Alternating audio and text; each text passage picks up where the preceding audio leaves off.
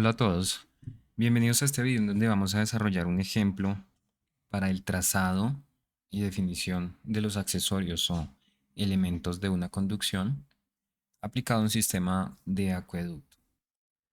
Muy bien, entonces nos indican que se requiere el diseño de una conducción para un sistema de acueducto teniendo en cuenta estos datos suministrados y los requisitos de la norma aplicable, que para el caso sería la resolución 0330 del 2017. Nos han dado unos coeficientes de pérdidas localizados y se solicita ubicar válvulas especiales de considerarse necesario. Ya las válvulas especiales dependerán mucho de las características del terreno y del trazado como tal que se proponga para el sistema. Ahora bien, seguramente se pregunten de dónde se obtienen estos datos. Bueno, básicamente estos datos pueden obtenerse de un trazado sobre una topografía, que para el caso vamos a utilizar como apoyo Google Earth para realizar esa definición y la identificación del perfil como tal. Bien, para ese ejemplo tenemos ya ubicados aquí en Google Earth nuestro desarenador, que sabemos muy bien que estaría cercano a la boca toma o al punto de captación, y nuestro tanque de almacenamiento que va a abastecer al municipio sobre el cual se está trabajando. Ahora, para realizar el trazado de por donde debería ir la conducción, se puede utilizar la siguiente herramienta, que es la ruta o una ruta en Google Earth. Vamos a hacer clic en el elemento de agregar ruta y el trazado debe direccionarse desde donde se ubica el desarenador hasta donde está el tanque de almacenamiento. Esa sería nuestra conducción. Ahora, el trazado debe realizarse procurando ocupar espacios o predios que sean de interés público para así reducir al máximo la necesidad de permisos. Entonces vamos a realizar el trazado de nuestra conducción. La idea es que continúe la pendiente hacia abajo y procurar que nuestra conducción pase en lo posible donde ya existan propiedades públicas, como pueden ser, por ejemplo, las vías. Entonces, de esta manera vamos a realizar nuestro trazado para nuestra conducción siguiendo esta vía, hasta que lleguemos al punto en donde se ubica el tanque de almacenamiento.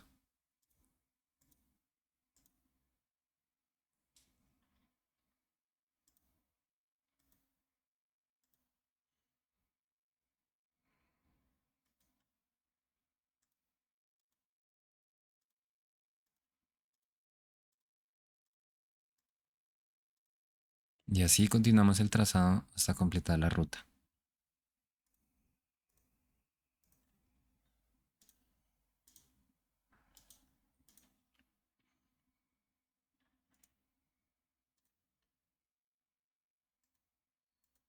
Y ahí entrega a nuestro tanque de almacenamiento.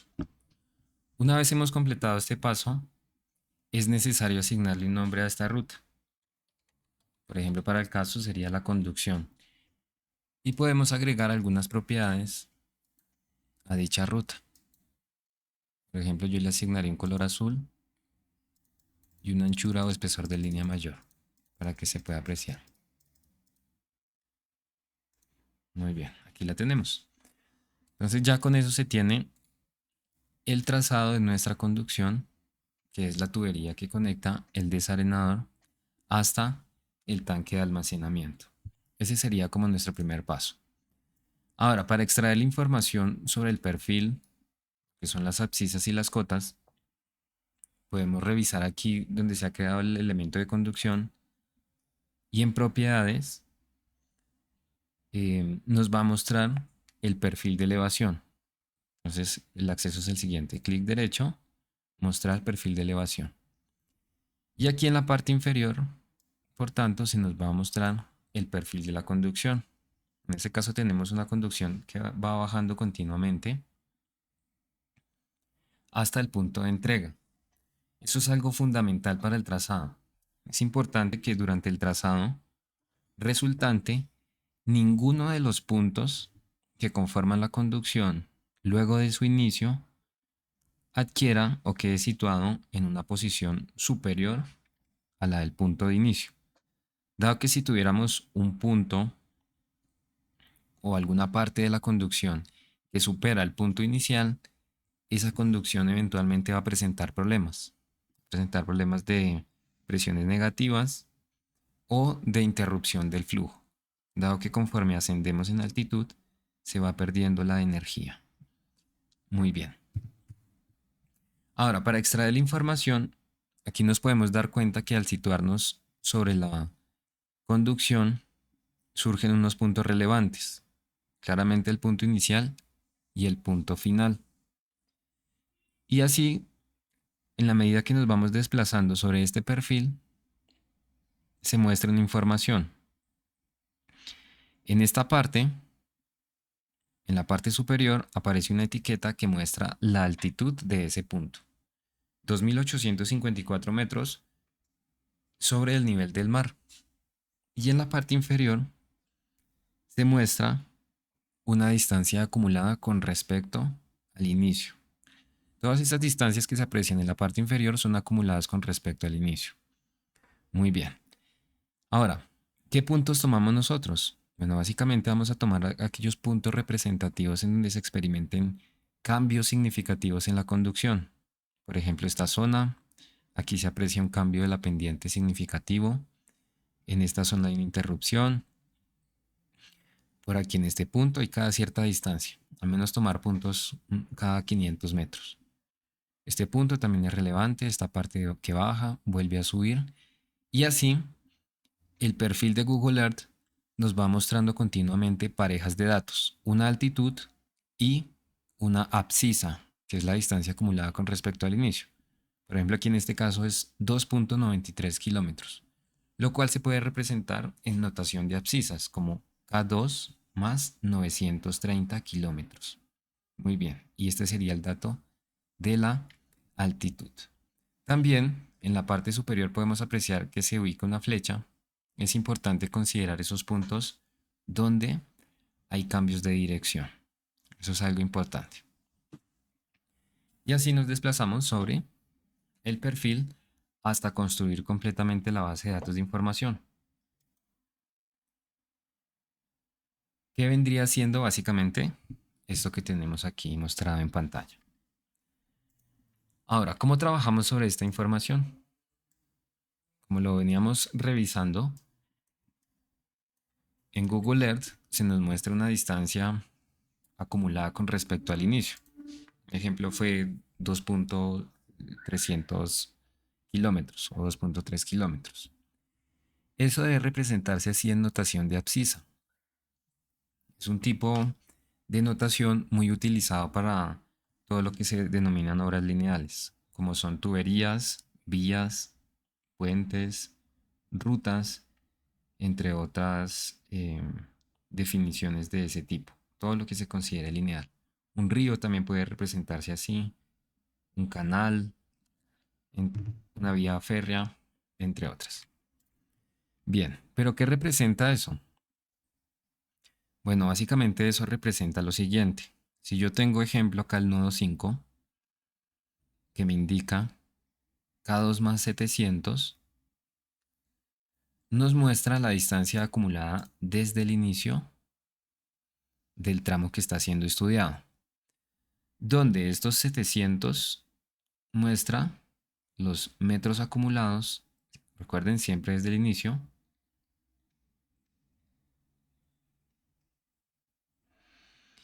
y el K2 nos muestra los kilómetros acumulados respecto al inicio.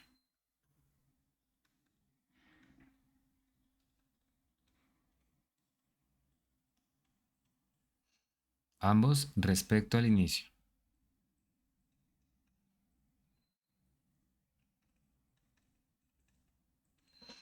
Muy bien.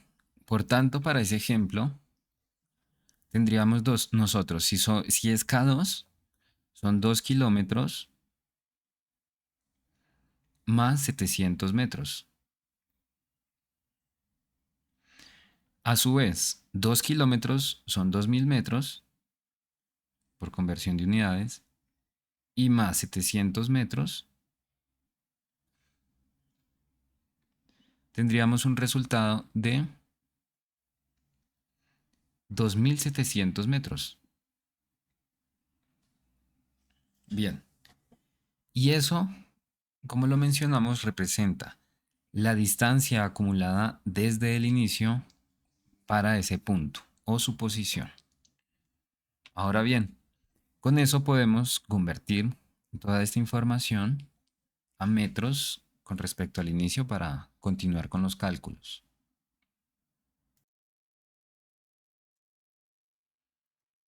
Según eso tendríamos lo siguiente. Para el nodo 1 hay 0 kilómetros, al igual para el nodo 2. Para el nodo 3 hay 1. Para el nodo 4 hay 2. Para el nodo 5 hay 2. Y para el nodo 6 hay 3. Y en metros viene siendo lo que está a la derecha del más. 0 metros, 500 metros, 100 metros, 300 metros, 700 metros y 500 metros. Muy bien. Ahí está. Y haciendo la operación correspondiente se puede estimar cuántos kilómetros, perdón, cuántos metros está representando con respecto al origen. Entonces, por cada K tenemos 1000 metros más los metros correspondientes. Y eso nos enseña, por tanto, la distancia acumulada con respecto al inicio. Ahora, esta información es fundamental para poder determinar la longitud de las tuberías entre nodos considerados. Esos nodos son puntos de interés. Puntos donde cambia la dirección de la tubería vista en planta o puntos en donde cambia la posición de la tubería con respecto a la vertical. Bien. Entonces, para hallar la longitud de tubería vamos a coger siempre la distancia acumulada del tramo siguiente o el nodo siguiente menos la distancia anterior. ¿Qué hace esto? Entonces mide qué distancia hay entre el punto anterior y el punto siguiente. Por ejemplo, aquí tenemos 500 metros. De 500 a 1100 hay 600 metros. De 1100 a 2300 hay 1200 metros. De 2300 a 2700, 400 metros. Y de 2700 a 3500 hay 800 metros. Ahora bien, a su vez, también se requiere otra información sobre los accesorios. Siempre vamos a tener una entrada a sistema, que es donde está el inicio de la conducción. Entonces, si miramos acá en el tramo 1, que se va a denominar la tubería 1, tiene una entrada a borda.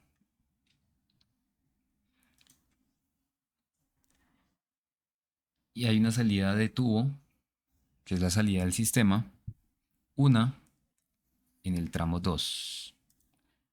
Bueno, que en realidad esta debería estar situada aquí en el tramo 5. Seguramente había un error de digitación. Listo. Esa información la extraemos de esta tablita. Bien, también se habla de que hay unas válvulas de mariposa ubicadas del tramo 1 al 5 y 4 por cada tramo. Entonces, si tenemos acá referenciadas las válvulas de mariposa, se nos indica que hay 4 por cada tramo. Válvulas de compuerta hay 2 por cada tramo. Y válvulas de retención, 2 por cada tramo. Ahí las tenemos. Muy bien. Ahora, estos KM o esta sumatoria de KM corresponde a lo siguiente. Se toma el número de accesorios de cada tipo y se multiplica por su coeficiente de pérdidas menores denominado K. Estos que están representados aquí. Ahora, si se preguntan de dónde se obtienen esos coeficientes, hay muchas tablas o hay varias referencias en la literatura que nos indican esos Ks, dependiendo del tipo del accesorio, a veces con mucho mayor detalle que es dependiendo del diámetro, pero en esencia son similares entre sí. Siempre nos va a indicar el coeficiente de pérdidas menores según sea el tipo de accesorio. Entonces por eso hacemos esta operación. Para cada uno de los tramos se toma el número de accesorios y se multiplica por el K, y así sucesivamente hasta completarlos todos. Y eso nos resulta en el coeficiente de pérdidas menores para cada uno de nuestros tramos. Bien, ahora el ejercicio nos hablaba sobre la necesidad de ubicar válvulas especiales. Cuando nos habla de las válvulas especiales, básicamente está haciendo referencia a válvulas de purga, válvulas de ventosa y válvulas de corte. Pero para poder ubicarlas necesitamos tener muy bien definido cómo quedó nuestro perfil, ese perfil que podría resultar del levantamiento de Google Earth. Para eso vamos a hacer lo siguiente. Con esta información que tenemos aquí representada, vamos a generar un gráfico de dispersión. Un gráfico de dispersión el cual a su vez va a representar el perfil de nuestro sistema. El tipo de gráfico que se va a utilizar se llama dispersión con líneas rectas y marcadores. Lo pueden encontrar en la barra de herramientas. Dispersión con líneas rectas y marcadores. Entonces ahí nos va a salir nuestro gráfico y tomaremos como dispersión para la posición en X o para las abscisas la distancia acumulada y para el eje Y las cotas, que son estas, las altitudes. Bien, ahí se realiza el proceso de selección de datos, seleccionar los datos y crearemos una nueva serie. Resultando lo siguiente. Entonces básicamente se agrega una serie, el nombre que le he asignado a la serie es conducción. Como valores de X tomamos la distancia acumulada y como valores de Y tomamos las cotas, resultando en este gráfico. También el gráfico se puede optimizar un poco cambiando el diseño rápido. Buscamos un diseño que se ajuste mejor. La leyenda no es tan necesaria. Sostenemos el título y configuramos los nombres de los ejes. Este, por ejemplo, son las abscisas.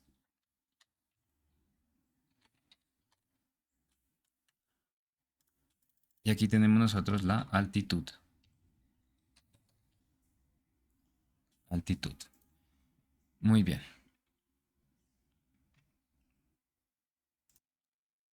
Ahora, sobre el criterio de ubicación de las válvulas especiales,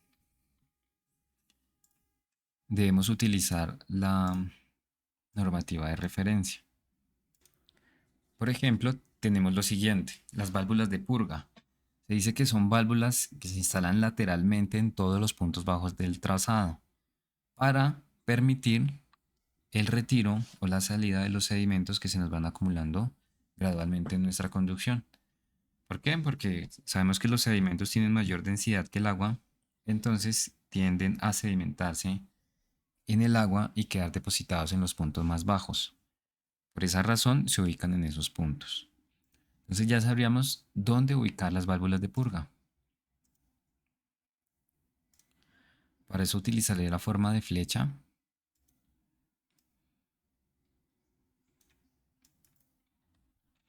Con una correspondiente notación.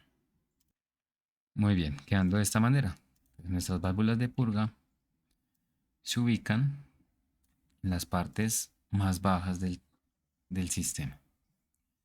Y ahí, por lo tanto, se dará la salida de los sedimentos y la limpieza del sistema. Ahora, otro tipo de elemento necesario son las válvulas de ventosa.